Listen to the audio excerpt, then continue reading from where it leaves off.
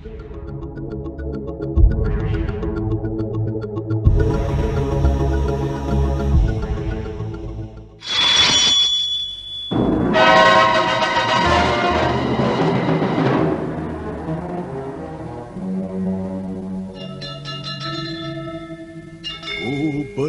nama pedang ini Naga Puspa. Selamatkan dia. Jangan sampai jatuh ke tangan pendekar berwatak jahat.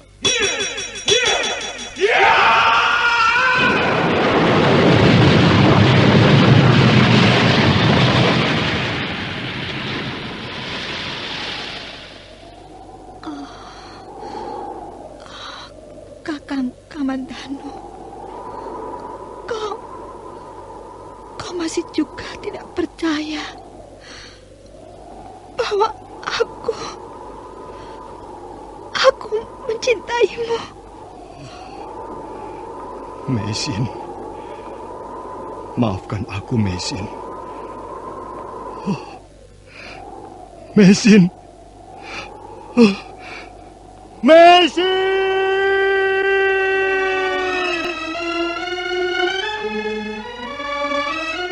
Tutur Tinula. Sebuah sandiwara radio serial produksi Sanggar Cerita dan Teater Sanggar Prativi. Sebuah kisah dengan latar belakang sejarah runtuhnya Singasari dan berdirinya Kerajaan Majapahit. Sandiwara ini didukung oleh pemain-pemain radio yang sudah ternama, Ferry Fadli, Ivone Rose, dan Eli Ermawati.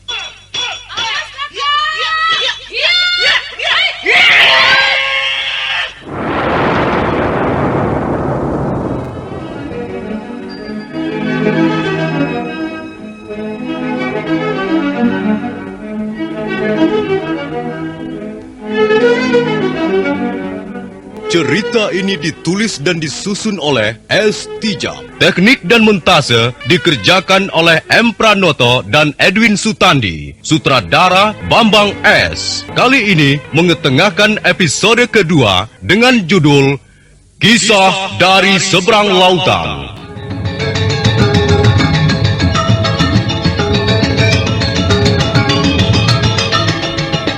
Dalam seri yang ke-39 ini didukung oleh para pemain Benny sebagai Panglima Sipi, Wahyu sebagai Mengci, Armando Nida sebagai Panglima Kausing, Edi Dosa sebagai Lau Sisan, Eli Ermawati sebagai Meisin, Asdi Suhastra sebagai Empu Ranubaya, dan Nusri pembawa cerita. Selamat menikmati.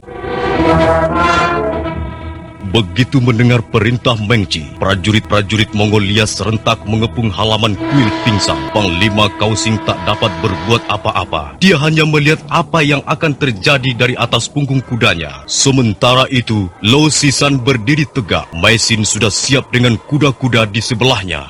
Ayo, prajurit-prajurit kubilaikan. Ayo, tangkaplah pendekar Lau. Tapi kami pun tak akan tinggal diam. Kalau kalian menarik pedang, kami pun akan menarik pedang. Panglima Sipi tersentak begitu melihat Lau Sisan menghunus pedang naga puspa. Demikian pula prajurit-prajurit yang mengelilingi halaman kuil. Juga Panglima Kausing ikut ternganga. Apalagi Mengci yang sudah menyaksikan kedahsyatan pedang pusaka ciptaan Puranubaya itu segera melompat mendekati Panglima Sipi. Hati-hati, Panglima. Oh, pedang itu luar biasa. Mengci, kalau takut menghadapi pedang, jangan menjadi prajurit. Minggirlah. Hei, pendekar Lau. Jadi kau dan istrimu sudah memutuskan untuk melawan kami. Ya, lebih baik kami terlentang menjadi bangkai daripada menyelah. Kau tahu artinya melawan kami? Artinya kau melawan pemerintah Mongolia. Kau melawan Kaisar Kublai Khan. Aku tidak pernah melawan pemerintah Mongolia ataupun Kaisar. Aku pun orang Mongol. Kami berdua berdarah Mongol. Kami pun cinta negeri kami. Tapi kami tidak sudi menyelah di depan Sihpi. Sekalipun dia adalah panglima perang. Kalian sudah membunuh ayah kami yang tercinta. Kami akan merasa sangat berdosa kalau sampai kami menyerah dan bertekuk lutut. Kalian berdua, suami istri yang malang. Kalian akan mati bersama-sama di halaman kuil ini. Dan itu bukan salahku, salah kalian sendiri. Tangkap mereka! Kalau melawan, bunuh saja! Halaman kuil pingsan yang biasanya diliputi kesunyian itu menjadi hingar-bingar. Denting pedang dan teriakan mereka yang bertempur seakan ingin mengatasi deru angin laut yang mengalir sepanjang musim. Pendekar Low terus mengamuk dengan pedang naga puspa. Sementara Mesin membendung serbuan prajurit tak jauh dari suaminya.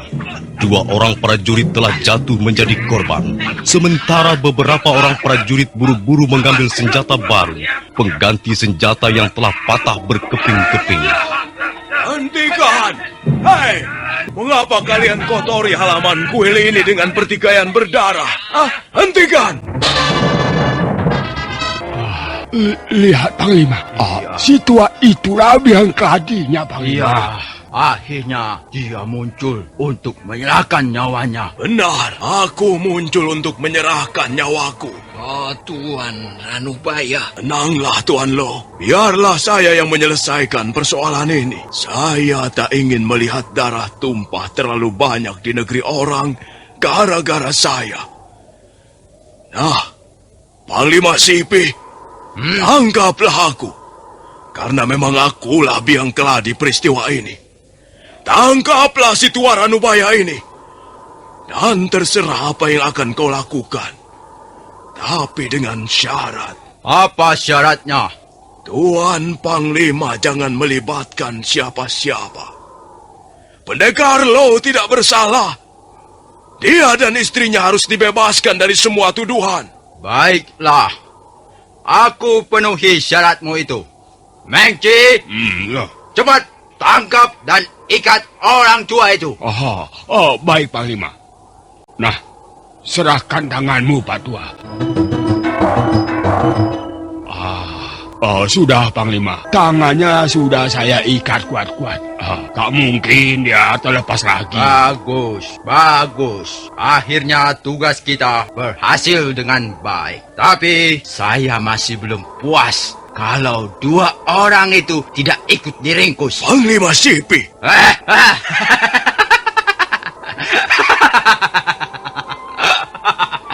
Kau pikir aku akan begitu mudah menyetujui syarat yang kau ajukan? Ternyata kau sapi tua yang sudah pikun.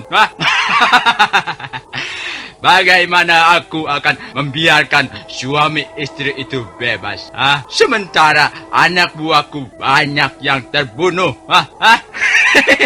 Panglima, jadilah orang yang bisa dipercaya. Aku seorang prajurit. Aku hanya menjalankan tugas. Kau tidak jantan, tidak kesatria. Aku tidak peduli sebutan-sebutan seperti itu.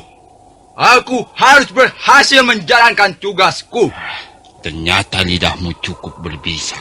Aku menjunjung tinggi perintah Kaisar. Tapi kau juga harus menjaga nama baik prajurit Mongolia. 2 orang itu sudah membuat kerugian besar.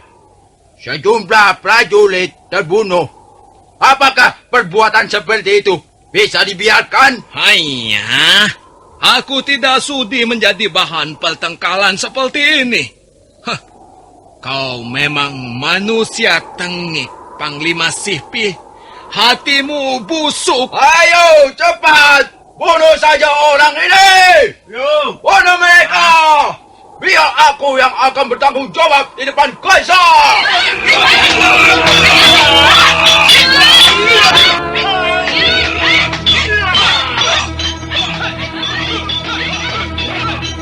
Kembali halaman kuil pingsan menjadi hingar-bingar oleh suara perkelahian. Pendekar Low mengam, pedang naga puspa menyambar kiri kanan, bagaikan tangan dewa pencabut nyawa mencari mangsanya. Tubuh prajurit Mongolia itu bergeling pangat. Panglima Sipi terkejut sekali melihat prajuritnya banyak yang roboh. Ayo, hantam terus!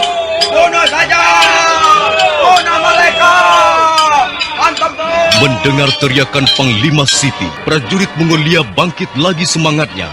dan sekitar 40 orang serentak turun dengan senjata siap menghantam. Pendekar Lau menyambut mereka. 6 orang roboh sekaligus, tapi yang lain tak mau tinggal diam. Mereka terus merangsek. Jatuh 1 datang 3 atau 4 orang prajurit. Lama-kelamaan pendekar Lau merasa kewalahan juga. Tenaganya terkuras habis untuk melayani serangan yang terus-menerus bagaikan gelombang. Melihat keadaan yang semakin tidak menguntungkan dan takut keselamatan istrinya terancam, pendekar Lau menarik tangan Messi. Hei! Jangan lari! Ada mereka! Jangan sampai kabur! Setan neraka! Mereka adalah membunuh banyak sekali orang-orangku. Kalau sampai tertangkap, akan aku cincang tubuh mereka.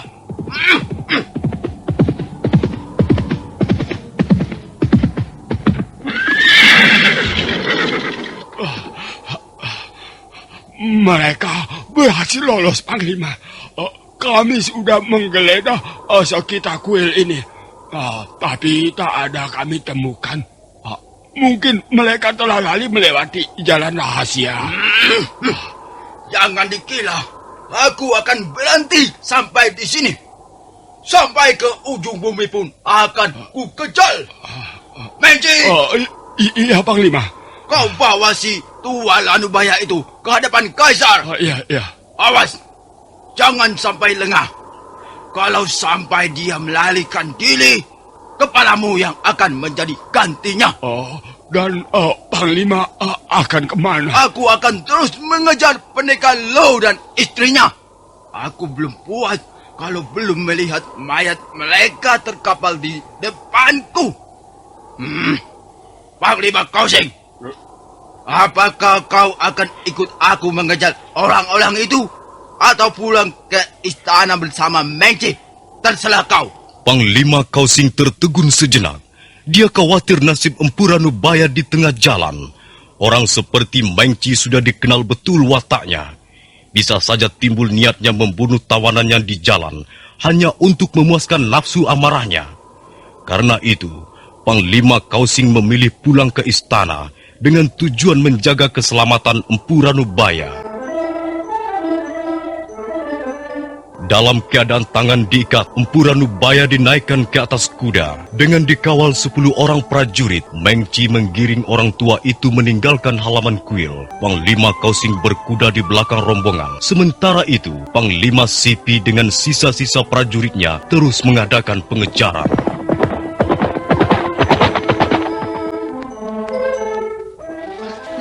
Loh, kita berhenti dulu. Aku lelah sekali. Kita istirahat sebentar, loh. Iya, kita istirahat sebentar. Tempat ini agaknya cukup aman. Terlindung bukit dan sungai kecil di sebelah sana. Loh, mengapa akhirnya seperti ini kejadiannya? Mesin, sudahlah. Jangan menyesali nasib. Kita tidak pernah melakukan keburukan. Kita bermaksud baik. Karena itu kita tidak boleh takut. Segala bentuk kesulitan pasti ada jalan keluarnya. Kau memang laki-laki yang tabah, loh. Itulah sebabnya aku sangat mencintaimu. Kasihan Tuan Ranubaya. Dia menyalahkan dirinya demi keselamatan kita berdua. Bagaimana pendapatmu? Apakah Kaisar akan mengampuninya? Hal itu tidak mungkin. Jumlah korban sudah cukup banyak. Kaisar akan membela harga diri prajurit Mongol di mata rakyatnya. Kita sendiri barangkali akan menjadi manusia buron seumur hidup. Kaisar tidak akan pernah mengampuni kita, Mei. Semua ini gara-gara Panglima Sipi. Bukan Panglima Sipi, tapi Mengci yang licik. Dia pendendam dan licik. Dialah yang menanam benih kelusuan ini sejak dari Singosari. Iya, Canpi sudah menceritakannya semuanya. Iya. Oh, bagaimana? Apa kau masih lelah? Nafasku sudah agak longgar. mau jalan lagi loh? Iya, ayo. Kita jangan terlalu lama berhenti di suatu tempat. Mereka pasti mengejar kita. Ayo. Malam itu, Lau Sisan dan Maisin terus berjalan menyusuri daerah perbukitan. Bukit itu sambung menyambung, bersusun-susun seperti sengaja dibuat oleh suatu kekuatan dengan maksud membentengi daratan Mongolia dari ancaman badai laut Cina Selatan yang terkenal ganas. Beberapa kali Maisin terpaksa mengajak suaminya istirahat. Pagi hari, mereka meneruskan perjalanan dan segera tiba di sebuah pantai yang sunyi dan lengang. Pantai apa ini namanya, Lo? Tahukah kau? Kalau tidak salah, kita sekarang berdiri di tepi pantai Haitan. Nah, gunung yang tampak keabu-abuan dari sini itu namanya Gunung Loksan. Di kaki gunung itulah aku pernah tinggal bersama pamanku.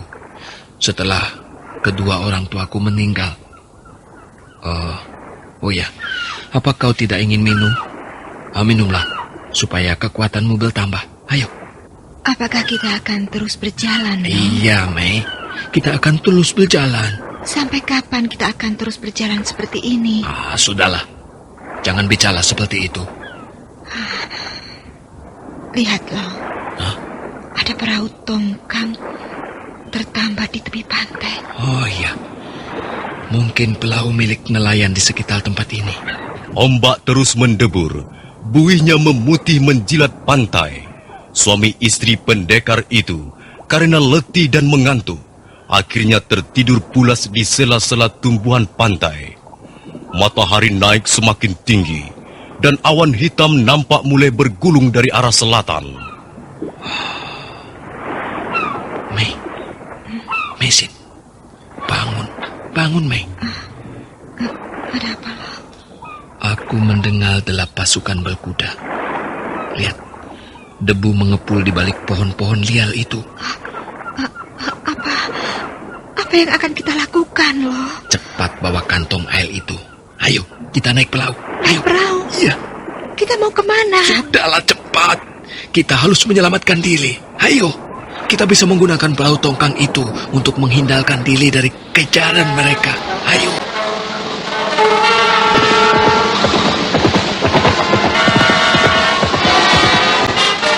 Memang benar apa yang dikatakan Lau Sisan.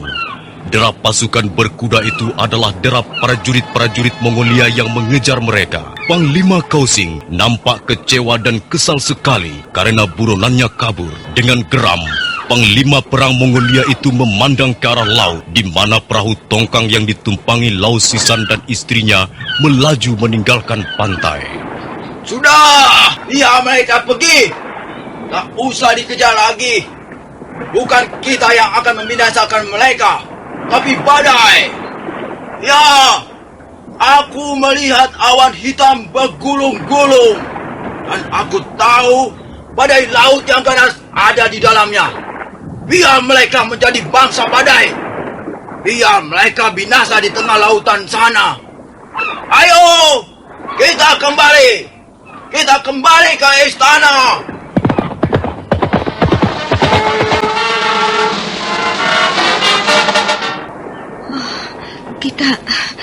Kita akan pergi kemana, Lo? Entahlah. Angin yang akan membawa kita, Mei. Sepertinya perahu ini akan membawa kita jauh meninggalkan negeri sendiri. Iya, tapi kita harus bersyukur. Perahu ini masih bagus. Masih cukup kuat untuk berlayar mengalungi sambung Jalalaya. Lo, apakah kita akan pergi jauh? Lo, suamiku. Mengapa kau diam saja? Mengapa kau tidak mau menjawab pertanyaanku? Apakah kita akan pergi jauh, Lo? Mei, aku tak ingin kepala kita dipancung Algujo. Inilah satu-satunya jalan untuk menyelamatkan diri. Kau tidak usah khawatir, Maisin. Kalau keadaan sudah aman, aku akan melapatkan perahu ini ke pantai, negeri sendiri kembali. Tapi saat sekarang ini, kita harus meninggalkan daratan Mongolia, Mei. Hei, Maisin, mengapa kau menangis? Hah? Entahlah. Dalam 3 hari semuanya berubah. Mengapa nasib manusia cepat berubah, loh? Mei, jangan memikirkan nasib. Sudahlah, itu bukan urusan kita. Tapi kita yang mengalaminya. Rasakannya. Haiya, Mesin. Apakah kau tidak bisa berhenti mengeluh? Hah? Aku pun cemas memikirkan keadaan kita sekarang ini. Aku cemas, Mei. Aku takut. Aku gelisah menghadapi apa yang belum nampak di mata kita, Mei. Maafkan aku, loh. Maafkan aku, suamiku. Sudahlah, Mesin. Hentikan tangismu. Marilah kita hadapi kesulitan ini bersama-sama. Hah?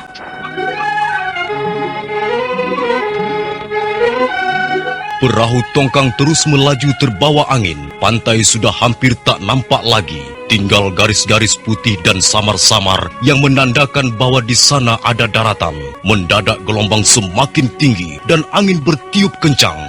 Loh, nampaknya akan ada badai besar. Lihat, awan hitam bergulung-gulung.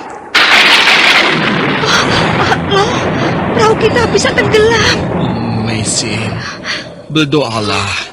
Berdoalah agar penguasa alam menyelamatkan kita. Loh, jangan lepaskan aku, loh. Tidak, istriku. Tidak, kau tidak akan kulepaskan. Kalau memang harus mati, kita akan mati bersama-sama di tengah badai ini, Li.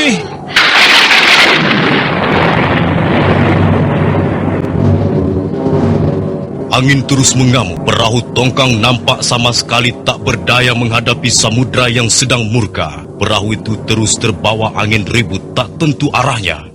Sementara Mesin dan Lau Sisan tak mampu berbuat apa-apa kecuali berdoa. Dalam seri sebelumnya diceritakan bahwa Lau Sisan dan Mesin diserang badai dalam pelariannya menggunakan perahu tongkang. Bagaimana nasib mereka akan dapat diketahui dalam seri-seri berikutnya nanti. Sekarang, marilah kita kembali ke Singasari.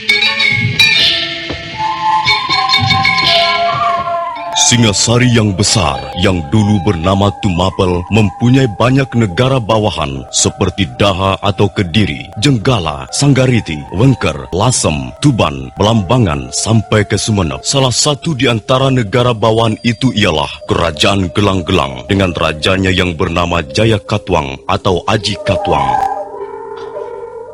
Suatu hari, saat senja mulai turun dan cahaya matahari semakin lemah, nampak seorang penunggang kuda memasuki kota Gelang-Gelang. Penunggang kuda yang sudah lanjut usia, berjenggot putih dan mengenakan pakaian mirip seorang Brahmana, menarik tali kekang kudanya begitu tiba di depan pintu gerbang istana Gelang-Gelang. Hei, prajurit, berilah aku jalan. Aku mau menghadap Sang Prabu Jaya Katwang. Maaf, apakah Tuan membawa surat perintah untuk menghadap Sang Prabu? Tidak, aku tidak membawa surat perintah apa-apa. Kalau begitu, kami tak dapat mengizinkan Tuan masuk. Kami terpaksa menahan Tuan di pintu gerbang ini.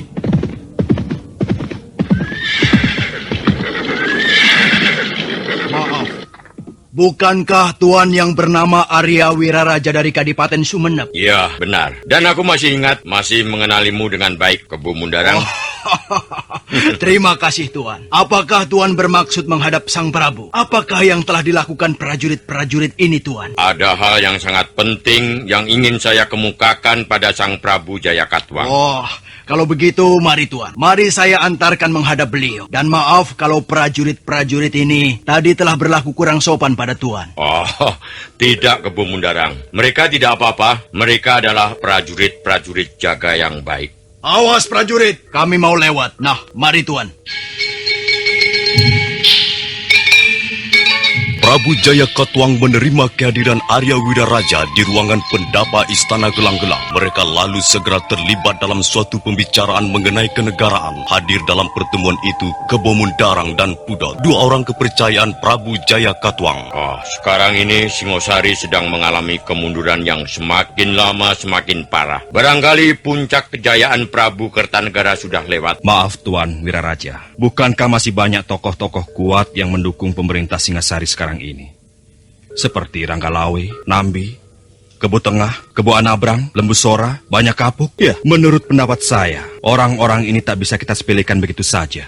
Ya, Angger Prabu tidak salah. Tapi harap Angger ketahui, apa yang tampak di luar belum tentu seperti yang ada di dalam. Memang, sepintas lalu Singosari masih nampak sebagai suatu kekuasaan yang paling disegani. Banyak tokoh-tokoh kuat, bala tentaranya banyak jumlahnya, dan semua terlatih dengan baik. Tapi, marilah kita lihat lebih jauh. Menurut pendapat saya, ada beberapa kelemahan pokok yang membuat Singosari menjadi keropos di dalam. Pertama, rajanya sendiri, Kertanegara, terlalu merasa dirinya paling besar, paling hebat, sehingga tidak sudi mengindahkan pendapat ataupun saran para bawahannya. Gagasannya menaklukkan Swarna Bumi adalah contoh betapa congkaknya, betapa serakahnya raja itu. Maka, walaupun akhirnya Swarna Bumi bisa ditunduk, tetapi banyak akibat samping yang merongrong kekuatan Singasari dari dalam.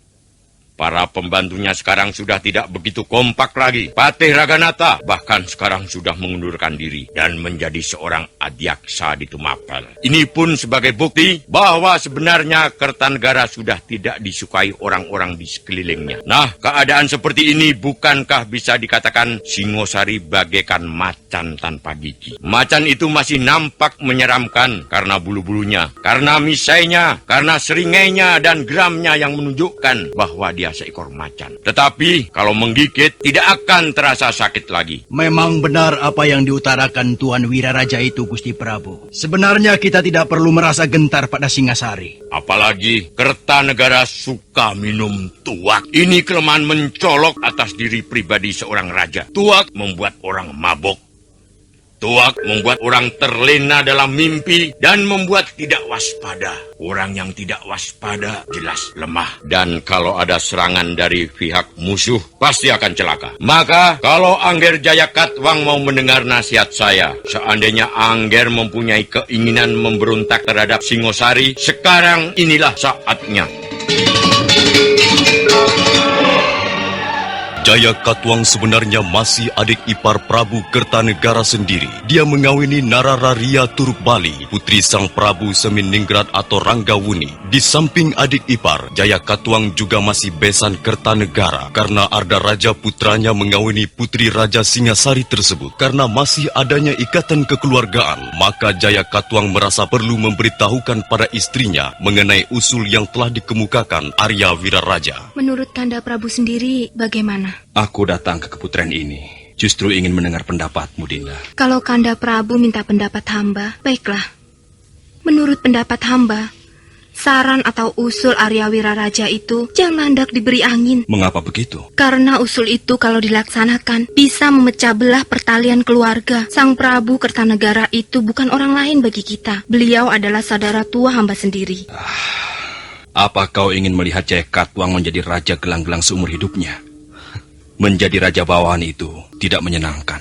Bukankah kita sudah tidak kekurangan apa-apa? Selama ini Sang Prabu Kertanegara selalu bersikap baik terhadap gelang-gelang. Bahkan putra kita Arda Raja telah berkenan diambil menjadi menantunya. Tapi aku mempunyai keinginan lain. Dan keinginanku ini sudah terpendam sejak lama.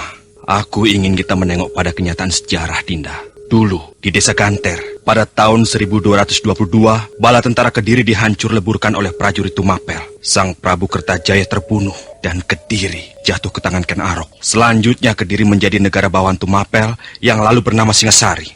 Apa gunanya mengurut peristiwa sejarah, Kanda Prabu? Bukankah semua itu sudah berlalu? Kita bisa belajar dari apa yang sudah berlalu. Ken Arok telah membuat sejarah baru dengan membunuh Dandang Gendis, lalu mendirikan dinasti Rajasa. Sungai peristiwa yang semula bermata air di Kediri telah dipindahkan oleh Ken Arok ke Singasari. Apakah Kanda Prabu ingin mengubah kembali jalannya sejarah? Iya. Itu akan banyak memakan korban. Korban diperlukan untuk kebesaran seseorang. Itu watak yang tidak bijak. Di mana letak kebijakan? Di tengah hati rakyat. Aku adalah seorang raja.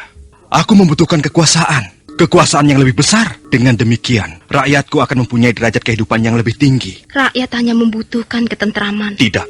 Rakyat harus dibawa berjuang. Rakyat harus mendukung raja yang berjuang. Dan sekarang ini, aku tengah mempersiapkan sebuah api perjuangan yang sebentar lagi akan bernyala-nyala membakar seluruh Singasari sampai ke tahta Prabu Kertanegara. Kanda Prabu, rupanya benar firasatku dalam mimpi semalam. Kanda Prabu akan baku hantam dengan keluarga sendiri. Korban berjatuhan di mana-mana. Ratap tangis terdengar sampai ke pelosok negeri. Kehadiran banyak wide, Adipati Sumenep itu akan membawa malapetaka untuk kita semua. Mengapa kau bisa berkata begitu? Hamba tak ingin Kanda Prabu menjadi korban orang yang sakit hati. Apa maksudmu? Arya Wiraraja atau Banyakwida adalah orang yang sakit hati. Oleh Kanda Prabu Kertanegara, dia dilorot kedudukannya dari Demung menjadi adipati di Sumenep. Rupanya hal itu sangat membekas di hatinya. Dan sekarang dia datang ke Gelang-Gelang untuk membalaskan sakit hatinya dengan memperalat Kanda Prabu.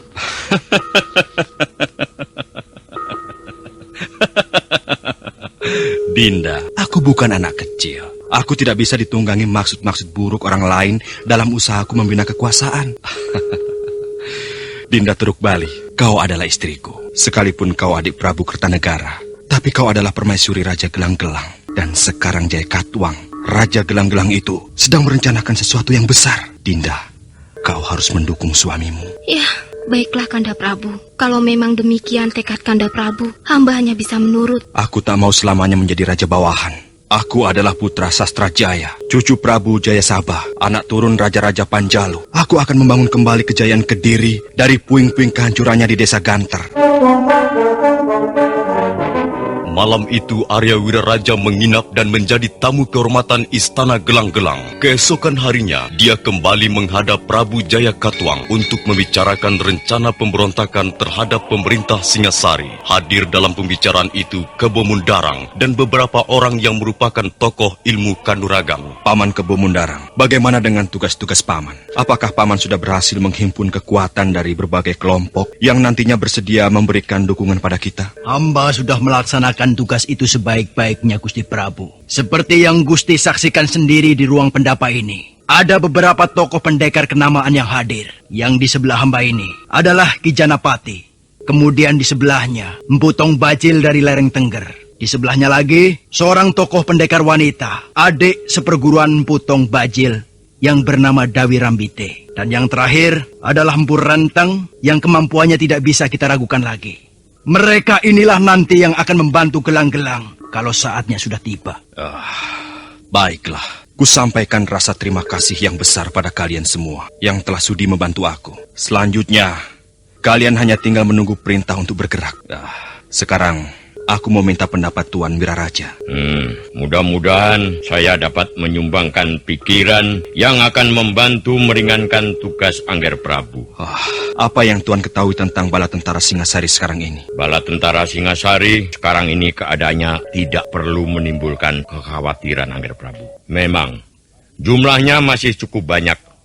Tapi mereka bukanlah prajurit-prajurit pilihan semuanya. Sebagian besar justru mereka hanyalah prajurit pajangan. Sedangkan pasukan tempurnya yang handal sekarang ini masih banyak yang ditugaskan ke negara-negara taklukan seperti Pahang, Bakulapura, ataupun Swarnabumi. Namun begitu, Angger tidak boleh meremehkan mereka. Tuan, bagaimana menurut Tuan Wiraraja? Apa yang bisa kita lakukan dalam waktu dekat ini?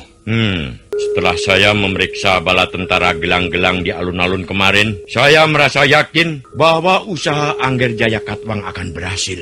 Yang paling penting adalah memanfaatkan apa saja demi keuntungan pasukan kita.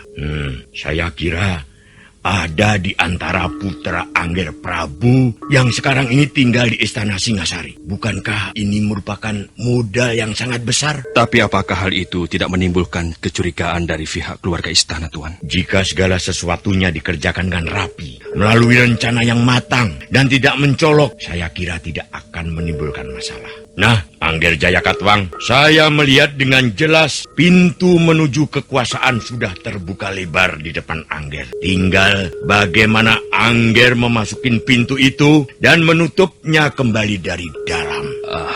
Baiklah Tuan Arya Wiraraja. Terima kasih atas nasihat, saran, usul, ataupun wawasan yang Tuan berikan pada kami. Dan saya sudah menangkap isyarat yang Tuan sampaikan. Pintu kekuasaan. Ya, saya akan segera memasuki pintu itu. Paman Kebo Mundarang? Iya, Gusti Prabu. Mulai besok pagi, buatlah persiapan-persiapan. Kerahkanlah seluruh pasukan Gelang-Gelang. Bagilah menjadi 4 kelompok besar. Dan selanjutnya, tunggulah perintahku untuk mengadakan penyerbuan ke Singasari.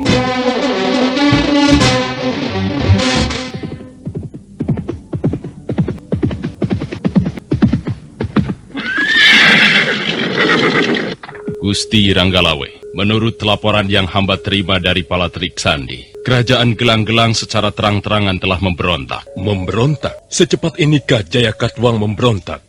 Benar, Gusti. Pasukan Gelang-Gelang telah bergerak dari sebelah utara Daha. Dan sekarang mereka telah memasang kemah di desa Mameling. Kalau begitu aku harus memberitahu Paman Lembu Sora.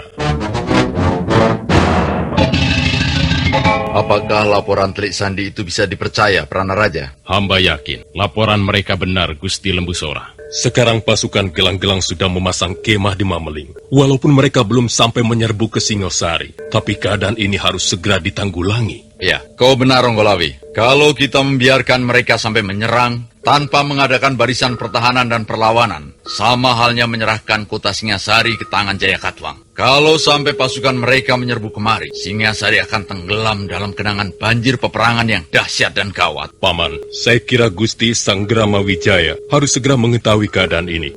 Ya. Sekarang kau kembali ke alun-alun, Pranaraja. Benailah pasukan pertahanan. Buatlah persiapan darurat. Dan kau, Lawe, ikutlah aku melaporkan hal ini kepada Gusti Sang Ramawijaya. Rupanya Gelang-Gelang sudah tidak sabar lagi mencaplok Singasari. Dan apa yang kita duga semula, sekarang terbukti kebenarannya, Gusti. Gelang-Gelang jelas terlibat dalam berbagai peristiwa kerusuhan di Singasari akhir-akhir ini. Kalau memang Jaya Katwang sudah menancapkan tiang kemahnya di Mameling, kita harus bertindak, Paman Lembu Sora. Benar, Gusti. Dan sekarang kami sedang menunggu keputusan untuk bertindak.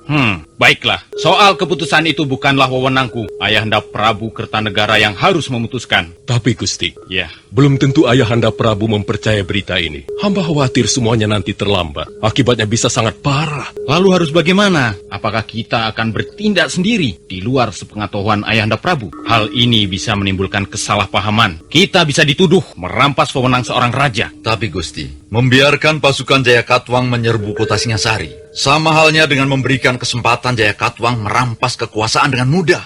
Nah, sekarang begini saja. Biarlah aku yang akan bertanggung jawab. Malam nanti Kakang Ranggalawi dan Gajah Pangon kutugaskan menyerbu ke Mameling. Iya, begitu lebih baik. Hal itu akan banyak sekali gunanya, Gusti. Paling tidak bisa membuat Jaya Katwang merenungkan kembali tindakannya.